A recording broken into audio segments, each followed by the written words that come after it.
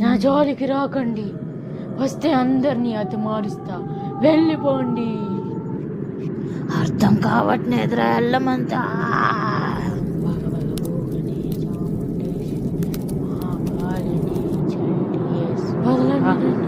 వదలండి, వదలండి, నన్ను బంధించకండి, నన్ను వదిలేయండి, వదలండి.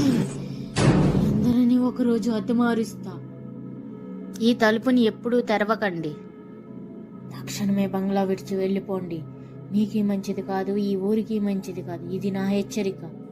బాబా చెప్పిన తక్షణమే అందరూ బంగ్లా విడిచి వెళ్ళిపోయారు.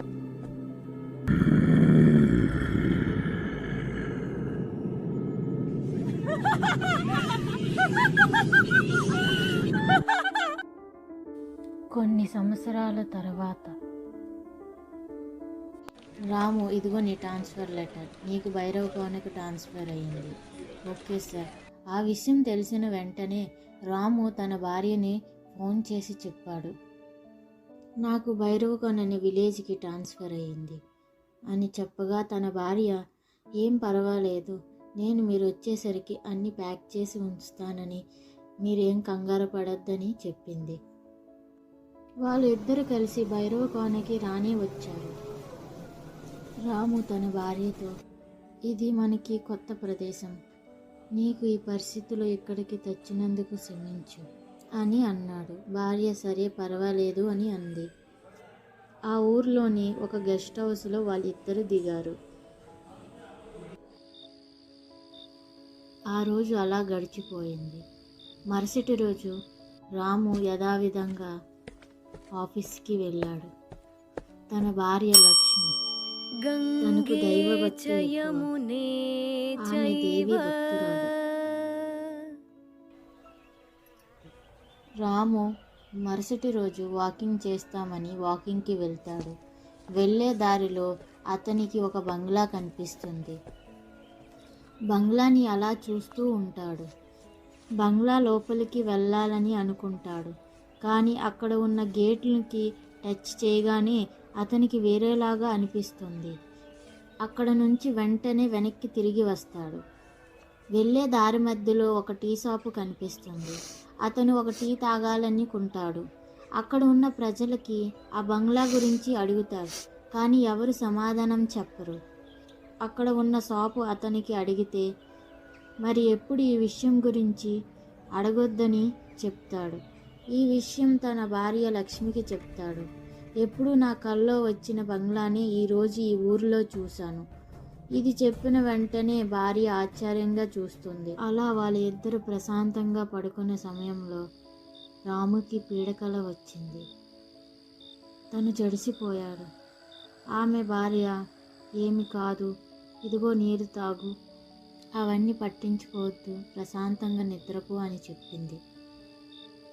ఆ ఊర్లో చీకటి పడుతున్న సమయంలో ఒక ఆయన దండోరు వేస్తాడు. ఈరోజు అష్టమి, చీకటి పడకముందే మీ ఇంటికి వెళ్ళిపోండి, ఎవరూ బయటికి రాకండని దండోరు వేస్తూ ఉంటాడు. అది విన్న తర్వాత రాముకి ఏమీ అర్థం కాదు. రాము వెళ్ళి అతనికి అడుగుతాడు, ఏమి జరుగుతుంది ఇక్కడ అని అడుగుతాడు. నీ ప్రాణాలు కాపాడుకోవాలంటే ముందుగా నువ్వు ఇంటికి వెళ్ళు అని హెచ్చరిస్తాడు.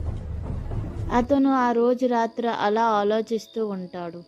అసలు ఏమి జరుగుతుంది ఈ ఊర్లో, ఆ బంగ్లా వెనుక ఉన్న రహస్యం ఏమని కనుక్కోవాలని అనుకుంటాడు. మరుసటి రోజు వాళ్ళిద్దరూ కలిసి ఊర్లో ఉన్న దేవాలయానికి వెళుతారు.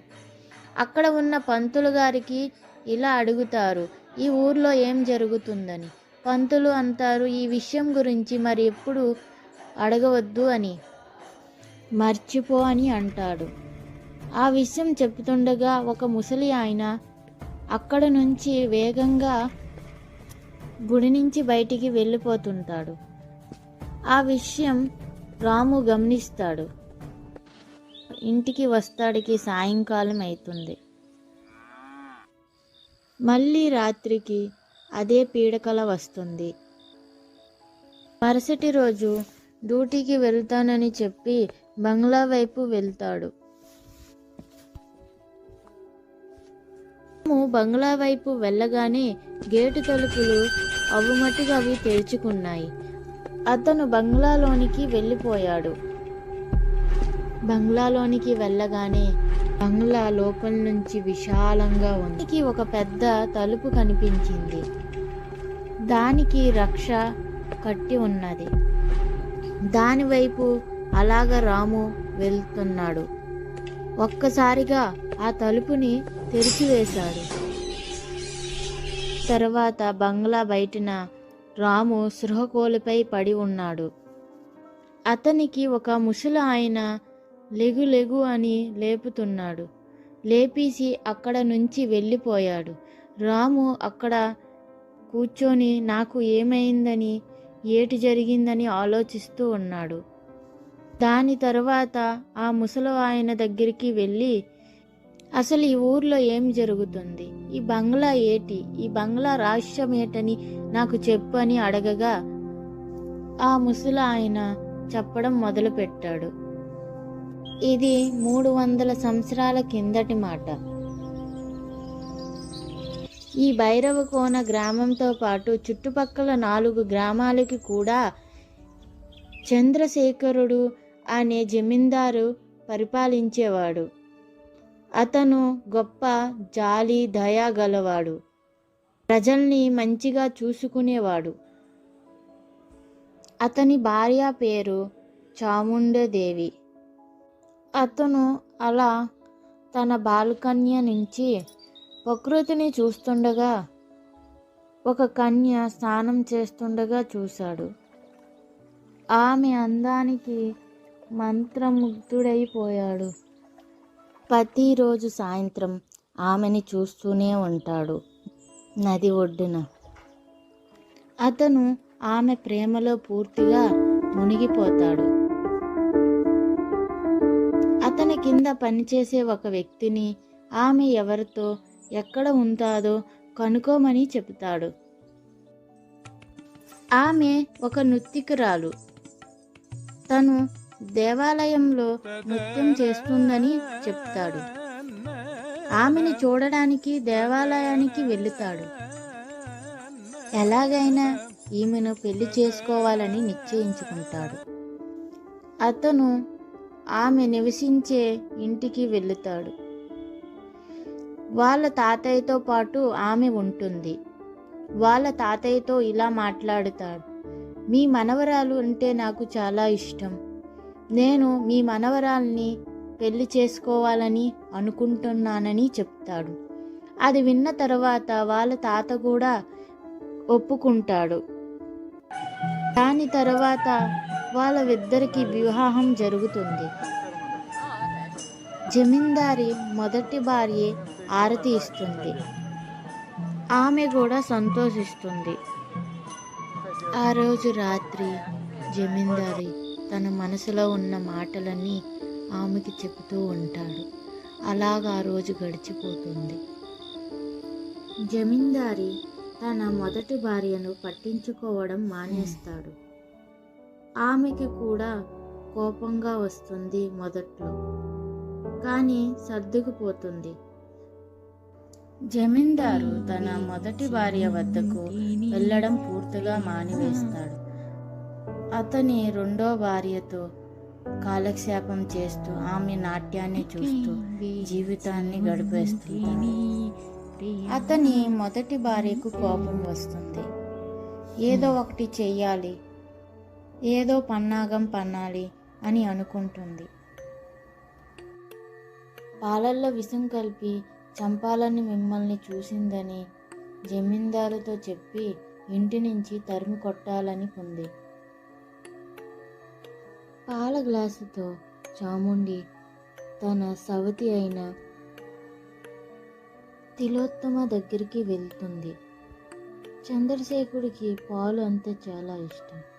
ఈ గ్లాస్తో తీసుకొని వెళ్ళు అని చెబుతుంది. చెప్పిన వెంటనే తిలోత్తమ తన భర్త అయిన చంద్రశేఖరుడు వద్దకి పాల గ్లాసుతో వెళ్తుంది. అతనికి ఇవ్వబోతుండగా చాముండదేవి ఆగండి, ఆ పాలల్లో విషం కలిపి ఉందని నేలకు కొట్టివేస్తుంది. దానితో జమీందారు ఏం చెప్తున్నావు అని అడగగా, పాలల్లో విషం కలిపింది నీ రెండో భార్య తిలోత్తమ అని అందరి ముందు నిలదీసింది.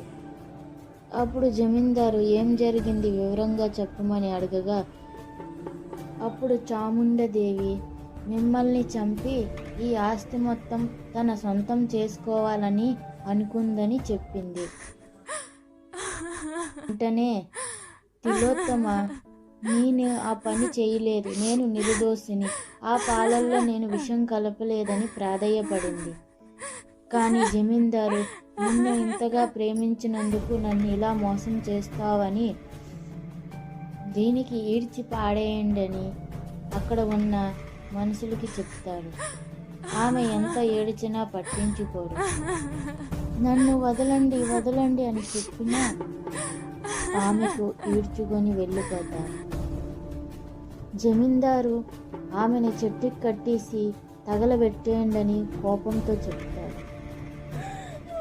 ఆమె ఎంత గింజుకున్నా ఏడ్చినా ఆమెను చెట్టుకి కట్టివేస్తారు. కట్టేసిన తరువాత ఆమెకు నిప్పుతో తగలబెట్టేస్తారు. అది చూసిన చాముండేశ్వరి దీనికి ఈ గతే పట్టాలని అనుకుంటుంది లోపల. ఆమె అరుపులతో బంగ్లా మొత్తం గగ్గోల పుడుతుంది. ఆ రోజు రాత్రి జమీందారు మరియు తన భార్య అయిన చాముండదేవి నిద్రించే సమయంలో అక్కడికి తిలోత్తమ ఆర్తమై వస్తుంది. ఘోషిస్తుంది, అరుస్తుంది, కేకలు పెడుతుంది, భయపెట్టిస్తుంది. అది చూసిన జమీందారి భయపడతాడు. మరుసటి రోజు తన భార్యతో ఒక వింత ఘటన అవుతుంది. ఇవన్నీ చూసిన జమీందారి ఏమో జరుగుతుంది అని బాబాకు పిలుచుకొని రమ్మని అక్కడ ఉన్న వాళ్ళతో చెప్తాడు. అక్కడ ఉన్న వాళ్ళు బాబాకి జమీందారు పిలుస్తున్నారని చెప్పగా బాబా అక్కడ నుంచి బయలుదేరుతాడు. బాబా రాగానే జమీందారికి వివరంగా కూర్చొని చెప్తాడు మొత్తం విషయం. దాని తర్వాత బాబా పూజలు నిర్వహించి తన మంత్రశక్తులతో ఆమెను బంధించి వేస్తాడు. తరువాత బంగ్లా విడిచి వెళ్ళిపోండని అందరినీ హెచ్చరిస్తాడు అని ఆ ముసలి ఆయన రాముకి చెప్తాడు. ఆ విషయం తెలిసిన వెంటనే అతను తన ఇంటికి వెళ్ళిపోతాడు. కానీ ఆ రోజు రాత్రి మొత్తం దాని గురించి ఆలోచిస్తుండగా ఆ బంగ్లా నుంచి ఒక మధురమైన గానం వినిపిస్తుంది. ఆ గానం ఎవరు పాడుతున్నారో ఏటో అనుకొని అలాగా బంగ్లా వైపు రాము వెళ్ళిపోతాడు. రాము భార్య లక్ష్మి తన భర్త ఇంటిలో లేకపోసరికి కంగారు పడుతుంది. వీధిలో వచ్చి అందరినీ అడుగుతుంది, ఎవరు ఏమి చూడలేదు అంట. కానీ ఒక ముసలి ఆయన నేను నీ భర్త బంగ్లా వైపు వెళ్ళడం నేను చూశాను అని చెప్పగానే ఆమె వణికిపోతుంది. ఆ ఊర్లో అందరూ ఆ బంగ్లా గురించి చర్చలు చెప్పగా విన్నది కాబట్టి అక్కడ నుంచి భయంతో దేవాలయంలో ఉన్న పండితు వద్దకు వెళ్ళింది. అక్కడ ఈ విషయం పండితుకి చెప్పింది. అతను ఒక తావీజు ఆమెకి ఇచ్చారు. ఇది వెళ్ళి నీ భర్తకి కట్టు, ఏమవదు, నేను ఇక్కడ ఒక యజ్ఞం చేస్తాను అని చెప్పాడు. ఆమె ఆ తాయిత్తుని పట్టుకొని బంగ్లాలోనికి వెళ్ళింది. అక్కడ దృశ్యాన్ని చూసి తన భర్త చావు బతుకుల్లో ఉన్న భర్తను చూసి తన వద్దకు పరుగు పెట్టింది. ఇక్కడ ఆ తిలోత్తమ అనే దెయ్యము తన నృత్యాన్ని చేస్తూ పిచ్చిదానిలాగా ఏడుస్తూ కేకలు పెట్టి భయపెడుతుంది. ఆమె తొందరగా అతనికి తావిత్తు కట్టాలని చూస్తుంది. ఆ దెయ్యం ఆ తావిత్తుని విసిరి పాడేస్తుంది. ఆమెను కూడా పడేస్తుంది. ఆమె ఏడుస్తూ ఒక్కసారిగా అమ్మా భవానీ ఎక్కడున్నావు, నిన్నే కొలుచుకొని ఉంటుంది, నా భర్త చావు బతుకుల్లో ఉన్నాడు, కాపాడు తల్లి అని గట్టిగా అరుస్తుంది. అప్పుడు ఒక్కసారిగా దేవి ప్రత్యక్షమైతాయి. ఒక్కసారిగా తన ఉగ్ర రూపాన్ని తాలుస్తుంది. అది చూసి వణుకుపోతుంది. తన గోస చెప్పుకుంటూ ఏడుస్తుంది. దేవి శాంతి రూపం దాల్చింది. తిలోత్తమ, నువ్వు మరలా జన్మిస్తావు. అందరి ఆప్యాయతలను ప్రేమను పొందుతావు. నువ్వు లక్ష్మి గడుపులో జన్మిస్తావు. నీ భర్త ప్రేమను అందరి ప్రేమను పొందుతావు అని చెప్పగానే ఆమె ఆత్మకు ముక్తి వస్తుంది. దాని తరువాత బంగ్లాలో ఏం జరుగుతుందని ఊరిలో ప్రజలందరూ బంగ్లా వైపుకు వస్తారు. ఆ దృశ్యాన్ని చూసిన ప్రజలందరూ కొద్ది రోజుల్లోనే ఆ బంగ్లాని దేవాలయంగా మారుస్తారు. అక్కడ దేవి పూజలు అందుకుంటుంది. కొన్ని వారాలు గడిచిన తర్వాత ఆమె డెలివరీ అవుతుంది. ఆడపిల్ల పుడుతుంది. చూసి రాము లక్ష్మి